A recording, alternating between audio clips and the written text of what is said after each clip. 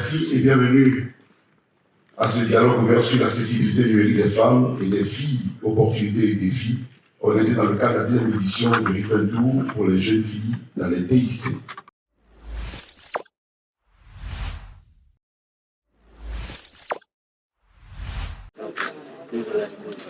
Bien, alors le focus sur le dialogue est de marquer la question de l'inclusion des femmes dans le numérique. Nous savons qu'on parle tous d'inclusion numérique, et il ne peut pas avoir véritablement de transformation numérique si nous n'adressons pas la question de l'inclusion de tous. Et l'inclusion de tous passe également par la prise en compte des genres, la prise en compte des besoins spécifiques. Et nous pensons que les femmes et les jeunes filles ont des besoins spécifiques en matière d'accessibilité.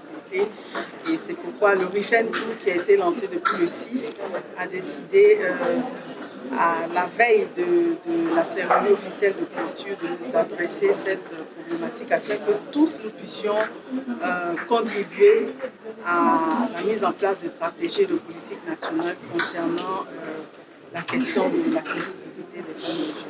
Un aperçu de cette campagne, je crois que nous sommes bien au-delà de 1500 filles qui ont pu être sensibilisées, qui manifestent surtout l'engouement de pouvoir embrasser les carrières. Et je puis déjà vous informer qu'à l'issue de la première édition qui a été lancée l'année dernière, nous nous sommes retrouvés au moins avec 3 filles qui ont pris l'engagement d'être dans les carrières du digital. Et ça, c'est déjà bon. C'est déjà bon, c'était l'objectif de pouvoir susciter. Et nous sommes dans cette voie. Les autorités avaient souhaité que le Rifen Tour ne s'arrête pas seulement qu'à Abidjan. Nous l'avons fait, nous sommes partis jusqu'à Yamoussoukro. L'année prochaine, nous serons au Grand Nord. Alors, comment vous parlez de médecine, quel est le message plus adressé à votre cible? Alors, le numérique a des métiers ouverts à tous. Le numérique offre des avantages, mais le numérique, c'est aussi des dangers dont auxquels il faut faire attention. Il faut utiliser le numérique à bon escient pour pouvoir pleinement profiter de ces avantages. Merci. Le Rifen mène la stratégie du gouvernement. Donc c'est ce partenariat public et société civile qui est à saluer ici. Donc nous sommes ensemble, nous concevons, nous partons sur les mêmes instruments, sur les mêmes visions de développement du genre en Côte d'Ivoire. Vous savez que la promotion du genre est très importante pour le président de la République. Depuis qu'en novembre 2016, il y a eu la prise en compte du genre pour la première fois dans la Constitution, le principe d'égalité existe et que de nombreuses réformes ont été faites pour l'égalité du genre, pour la promotion des femmes, des personnes handicapées et tous ces projets d'inclusion que vous voyez dans tous les secteurs, y compris le secteur des technologies de l'information. Thank you very much for the question. The African Telecommunications Union is a specialized organ of the African Union. Now, the African Union has about 5 or so years ago initiated the African Digital Transformation Strategy, on the basis of which all our governments' digital transformation strategies are based.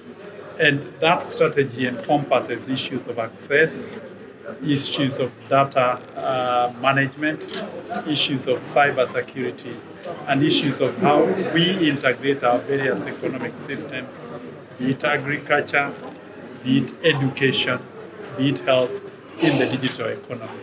And so that master plan is helpful to our governments in terms of their digital transformation strategies.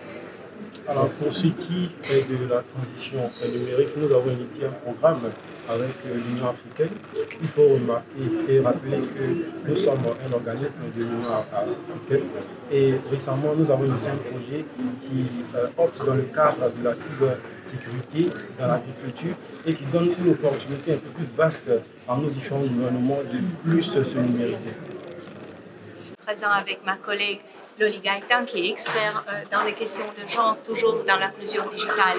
Je voudrais tout d'abord remercier et surtout féliciter sincèrement les efforts de la Côte d'Ivoire, particulièrement du régulateur, du ministère, de l'ATO et spécialement à Madame Fleur Bessot, qui est aussi une personnalité dans le cadre de travail de l'Union internationale des télécommunications pour avoir une inclusion digitale pour tous.